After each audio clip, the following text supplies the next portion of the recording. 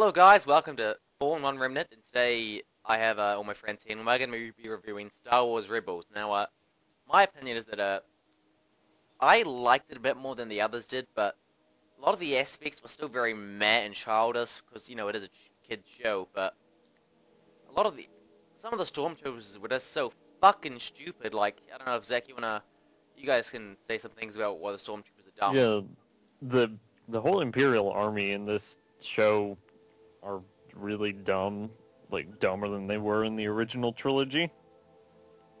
Yeah. That's saying something. They insult your intelligence. This show insults your intelligence, actually. Alright, so I guess should we just start from, I guess we'll just take it from like the beginning, right? Where they try to steal the cargo from like, I guess even before that. Like the kid, he takes the communicator from the Imperial officer, you know, and he doesn't. They don't even notice that. The Imperials are accosting some farmer or something, or merchant who's selling like blue oranges, and they're going to take his blue oranges, and so the kid walks up, steals the Imperial's communicator without him noticing, walks away, talks into the communicator, saying that basically telling that it's like emergency. Shouldn't the Imperial officer he stole it off realize, hey, I'm not getting this message also? Yeah, that's another thing, because you can hear it. It transmits over like his like partner's like radio thing, but it's not like you'd think the guy would notice that it wasn't his wasn't, you know. But no, of course. So then it wasn't a British guy talking either. So they leave, and then the stupid kid, like the delinquent he is, he's like, oh yeah, Mr. Merchant, I'm gonna steal some of your oranges now and then leave. Yeah. And then the Imperials just don't like investigate this at all. Like, yeah, they go and talk. They go and like meet up with other Imperials, and they're like, hey, you gave us like an emergency call, and then he's just like, nope, I didn't do that. And then they're just like, okay. And then they just like end the investigation, game over. And then I forgot, Kyle Katarn, let's just call him Kyle Katarn because he is basically Kyle Katarn. He's Kanan. Kanan. Formerly Caleb. But Kyle Katarn is in this episode? No. That's not canon, Mike. He's essentially a Kyle Katarn, He looks just like Kyle Katarn. He's Kyle Katarn, but he's not Kyle Katarn, so don't give up hope. And That's a shame. And also Caleb, what's his name? Kanan. He throws a grenade at like a stormtrooper, and the stormtrooper just kind of, he says, what though? He just picks it up and he just like looks at it, and then he blows up. You know, don't get rid of the grenade. No, just hold on to it, you know, buddy. Yeah, when they introduce those characters, they act so suspicious. Like, you know, they like tap each other's blasters or whatever, and then they're like walking around looking all suspicious. Like they don't even look like they're trying to be sneaky at all. They're just kind of like standing around like looking at each other like, let me just tap my blaster, and then I'll tap my blaster, and then we'll just walk away all awkward like. And then also, this Mandalorian chick, she puts the grenade or like this thermal detonator or whatever. She puts it on like the speeder bike or whatever. Like they're gonna transport these supplies on, and you can hear it beeping, and like the pilot kind of just like stands there, looks at her, and just stands there, and it's like, well, wait a minute, you hear this fucking beeping, and then it just blows up, gone. And there's also the black. Well, he's not actually black, but he sounds like a black guy, and that's not racist, by the way. Fallen. He's voiced by a black guy. Yeah. You can. Why not just make the guy black? Because you can tell it's a fucking black guy. Just make him a black Imperial officer. You know, why not? Yeah, I don't really like it when they do that, like the cross, like. Would it be racist having a bad guy who's black? I don't. Well, the Empire they're pretty racist, so. Yeah, I've never seen a black officer in the Empire before, so. They have. Yeah, I think they have an issue with aliens, but I don't. I don't understand them being racist against certain. What are the stupid X's there? Whatever. Oh yeah, they just seem to be able to fly in to a Star Destroyer. They can just fly in, apparently. Oh yeah, when that part happened. No, but even before that part. So like they get away on the speeder bikes, right? They're getting chased, and like this TIE fighter chases after them and blows up their speeder bikes, but yet they're all alive still. right? Like the speeder bike completely destroyed, and yeah, it's just like, I jumped off of it and I'm completely unscathed, you know? And then their ship just appears out of nowhere. It doesn't even make a sound. It's just like you turn around, boom, there it is. And then it picks them up, and of course, the kid, whatever his name is, who's got like purple hair and purple eyes, and he looks so yeah, I forgot ridiculous. his name. Hold up, let me pull up the wiki. Anyway, yeah, so he like force jumps up onto the, you know, or whatever, because I guess he's force sensitive. Anyway, he like force jumps up on their ship, and like nobody really pays attention. Purple hair doesn't sound too Star Wars-like to me, personally. I've never seen another gets character better. that has purple hair and purple eyes gets in Star better. Wars. Don't forget about the Just wait Mandalorian until chick you who's like see the dyed to get like Mandalorian half chick. orange. His Yeah. name is Ezra. He is a 14-year-old human who lives Yeah. on the planet Lothal. Anyway, so yeah, and the Mandalorian chick, she's got like pink armor. She's like this punk, like Tumblr feminist rocker girl, basically. She's got like multicolored hair. Like she's got like paint speckles all over her gloves. Like I don't understand. Like pink hair. That's real Yeah, she's got really Mandalorian like, weird isn't hair. it? And she's got like pink armor, and it's just such like this girly punk like look, and it just looks ridiculous. Doesn't make sense in Star Wars at all. So I take it the episode was, or these two episodes were a net negative for just about everyone here, except for me, because I'm kind of just they along were- for the yeah, ride. I haven't because- watched it yet. Bear in mind, this is officially canon. This is like new This movie is- stuff. This is supposed to some be of the tying in first somehow. new canon. Well, for whatever is canon now. I mean, yeah, it is technically. but- Official canon. It's Yeah, official, this is the second part of the new expanded universe. The first part being A New Dawn, which is the book that set up the show. I read part of it. And apparently the Okay. Clone Wars is loosely canon. You know, speaking about the Quotation. Clone Wars, let's talk about the animation quality. Yeah. Oh man. I mean, just, I I'm thought- glad you get cut. You know, I didn't like the Clone Wars' animation that much to begin with, but this like significantly worse. Like I don't understand. You know, I'm not saying the Clone Wars was bad or like, you know, its animation was bad. I didn't like it that much personally, but you know, I know a lot of people like were okay with it, and you know, if you look at the animation Especially quality, in it looks. season 6, it was okay. Mm-hmm. I didn't hate it too It much. looks so bad now. Yeah, It yeah. just- Yeah, I've been If- hearing if- about that. If you look at like side-by-side screen comparisons, like, geez, it looks so terrible. It's really bad. Yeah. So it's kind of sloppy. I take It looks like super cartoony, like super Yeah. child. I mean, this show is pretty like. it Listen, looks it's like- so simple. It It's looks such a like simple show. 3D anime almost. And- That's how I'd describe the character design. And something stupid that the Empire did also is that they just allow a fucking ship to dock with them because they say we have a Wookiee trooper. Not a Apparently, Wookiee it's slave. supposed to be a trap, but unfortunately, apparently the Imperials didn't, you know, tell the other ship, hey, this is actually a trap we're setting up. Because what they do is, you know, they're going to try to free some Wookiees, right? After they got away with the supplies, which is just like Imperial blasters and stuff like that, you know, just, you know, because they delivered that to some, you know, Football, and some then they're rebel gonna terrorists. swindle the Imperials out of some Wookiee slaves. Yeah, I and mean, then they board the ship, despite the ship not having any orders to take on additional prisoners. Mm-hmm. Because obviously, if you just act like you're important and say that you have orders from Tarkin, you're going to get access.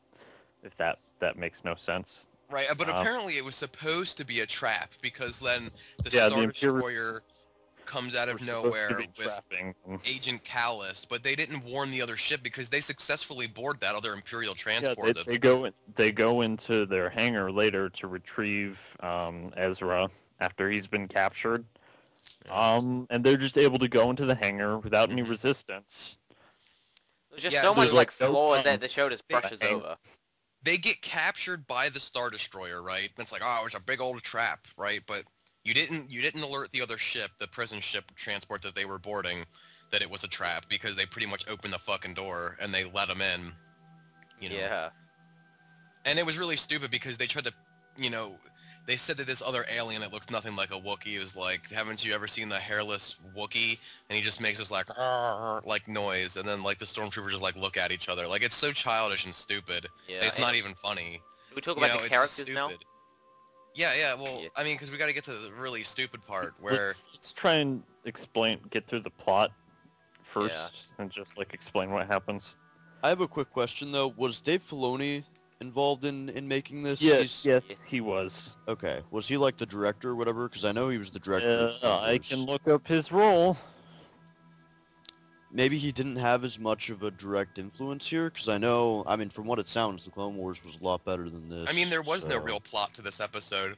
I mean, they get picked up, and then, you know, they meet up with the kid because he is one they of steal supplies. Directors. No, wait, he's an executive producer and a writer, sorry. He's not directing. Oh, okay. Executive producer is kind of, doesn't mean anything. Yeah, so he was just writing the episodes or some of the episodes. Yeah, I don't know. He's writing some of the episodes, probably. Did he write this one? That was particularly bad. I look up the episode. Yeah. But yeah, anyway, so basically, this group of scoundrels, I guess, finds this kid because this kid was stealing what they were trying to steal, and they all become friends, and then they say, well, perhaps we should Ezra gets captured while they're trying to rescue some slaves, and then they go back and save Ezra, and then they go save a bunch of other Wookiees on Kessel, which is a planet and not an asteroid now. So yeah, that part with Kessel was really weird. It's just like a complete like planet now, besides it being like an asteroid.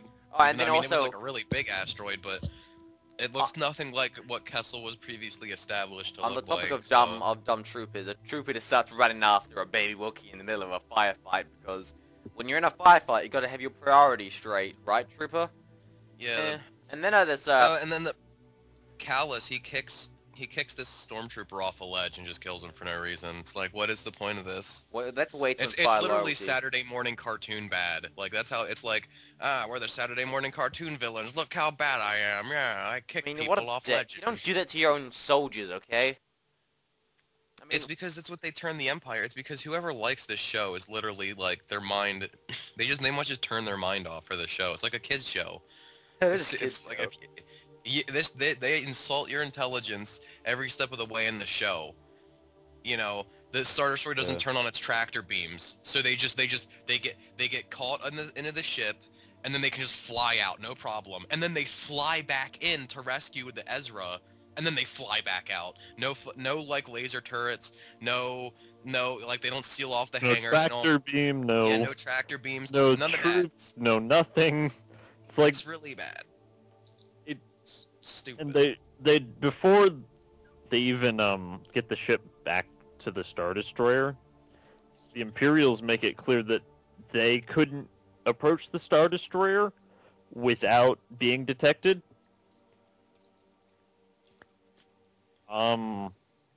So I don't understand what the Imperials were doing. Yeah, it makes. I mean, we don't even see them redock. They just they're like, oh, there's like a disturbance in the hangar, and then it like goes to the hangar, and they're just there. They're just there hanging out. Like, oh yeah, we landed our ship back in your hangar, guys. They didn't even like. How do you not notice that they fly away, come back, and then they land in your hangar bay? The tractor beam is the thing that immobilizes ships, right? Like the beam that sucks them in. Pretty much, yeah. They got sucked into the Death Star. You know, they had to actually turn the tractor beam off. And that was none of that. They just like, it makes no sense in Star Wars. It's like so much they just like they want to insult your intelligence. That's what they do. If you, I mean, this must be. I mean, you know, it is. It's made for kids that don't know anything about Star Wars. It's really bad. It's such an insult. But you know, of course, the mainstream Star Wars fans are going to enjoy it. After they save Ezra, they go to the spice mines of Kessel to try and save some Wookiees. And Zach, you know more about Kessel than I do, but you had an issue with how it was represented? Yeah, it's because they just made it a planet instead of it being an asteroid. Which just like makes no sense. It's like Kessel's supposed to be like this giant asteroid. I mean, you know. So you already got like holocrons in there, so you have canonized some stuff. So thank you for putting in holocrons. But still, you know, they forgot a really big part when Ezra was captured. So they capture him. they don't even search him first. They just throw him in the cell, and then Callus, the officer, like the Imperial Security Bureau guy, he's like, he talks to him, and then he tells the stormtrooper to search him. So wait, they didn't search him before they put him. And they don't even search him. They just take his bag and leave. Yeah, because then he pulls the holocron out like a second later. It was like right out of his back pocket. It's just like, wait a minute. So they didn't even search. They just like took his bag and then like left. Some of the writing makes no sense. I mean, I wish the show was cool. I mean, Okay, I can't wait for the fucking 14-year-old. I shouldn't swear. Sorry. Ezra like force meditates because he's force sensitive, and he opens up the holocron, and It's Obi-Wan. Obi-Wan's warning to the Jedi after Order 66. And you know, can't wait for the kids to invent the rebellion. 14 years old. I mean. And then Ezra, he like calls out to the stormtroopers and distracts them and hides in like the corner. The stormtroopers should have seen him when he came in, and both of them went into the cell. And Ezra just let the cell close the door and locked them both in. After standing awkwardly in the doorway. Yeah, he stood awkwardly in the doorway and like waved to them. Right, exactly. Like there would have been no way that they wouldn't have noticed him, like him not being in the cell, because they open the door, they both run in. They would have. It's a small cell. They would have known that he wasn't like on the bed or in front of them, so he must have been in one of the corners or whatever. Nope, they're just completely like, where could he have gone? And then he just slips out and like waves at them, like, you know, every good cartoon. Like, it's so childishly stupid. Like, if you're like a Star Wars fan that's not like one of these, you know, Star Wars fans that thinks that like The Force Unleashed is good, because I mean, you'll probably like this show if you think The Force Unleashed is good, and I know there's a good, you know, and also if you like the Clone Wars, oh yeah, that shows how. Clone Wars had some good episodes though, like later on. Yeah, like later on. Yeah, most of it was maybe like, the show will get good later on. Who knows? It was Clone like Wars, I mean, the Clone Wars still does too much to the canon that makes no sense. This sounds worse than The Force Unleashed. The Clone Wars was bad. I mean, the Clone Wars was childish as well. You know, like episodes of like Padme explaining what a democracy is. Like, what? Yeah, I think people know what a democracy is, right? You know, kids don't it's a kids show. It's a kids show, right? Exactly. But I don't, because there's gonna be like adults that are gonna watch this and they're gonna be like, this is good, yeah, I like this, and like mainstream like Star Wars fans who are gonna probably hate us for saying this stuff. But it's true, it's stupid, and if you honestly accept this as being good, you know, and you don't know, and you just turn your brain off for it because, you know, I don't know, it's too fucking hard for you, then go ahead, watch it. You know, go ahead, so make sure you know, don't forget your helmet. We should talk a little bit about each of the characters. That have no character. There's no characterization and whatsoever. The dialogue. Basically, there's this one character who's like, they were gonna make him a Wookiee, but they made him a new race instead, and he's just basically an asshole who just shits on the kid, and he's the big tough guy of the group. And then you got a Mandalorian, and female Mandalorian who likes to paint pretty colors onto her armor. Fucking teenage girl Mandalorian. I mean, what the fuck were you thinking? Sense. She also has like this like pre-rebellion symbol too. It's kind of like this. It almost looks like a bird or something like that. You know, it's in the same shape as like the rebellion symbol. She has like a wolf, on her left. Is it on like the left of her chest plate, or was it on her shoulder? It on her shoulder. Look on her left shoulder pad. I didn't even know there were wolves in Star Wars. I don't think there are wolves in Star Wars is the thing. I think they just decided to put a wolf on her armor because it looked cool. It's a very hot pink armor she has on too. It literally looks like something out of Hot Topic. Like it's really disgusting. And then you got the I mean, she's got like paint speckled on her gauntlets. Like, what is this? She's got like paint speckled all over her like gloves. And then you have the kid who's like, the kid's just Aladdin essentially. I'm sorry. He looks like Aladdin. He's Aladdin. He's like young Aladdin. You know, he tries to steal the holocron from the people. Like, I mean, they're all kind of terrorist criminals. You know? Yeah, I'm so sick of this anti-imperial propaganda. You know, as if the stormtroopers don't have families and feelings, you know? It's all about these terrorists who are willing to just blow up everybody for no reason. You know, oh, I want these guns, so I'm going to blow you up and then sell them to space pirates. It's exactly what they did. So we talked about and also other characters. There's the main guy's girlfriend, who's just a Twi'lek chick. Yeah, she flies the ship. That's what we know about her. None of them have characters. There's none of them. They don't explain any of these characters. They just all are there.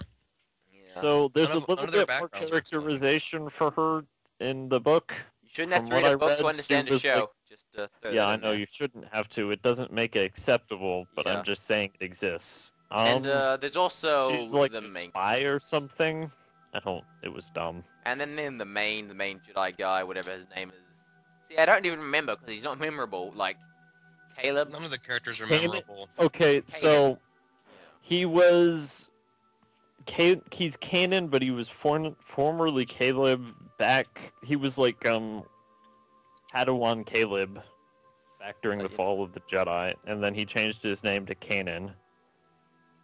Because he's a real badass.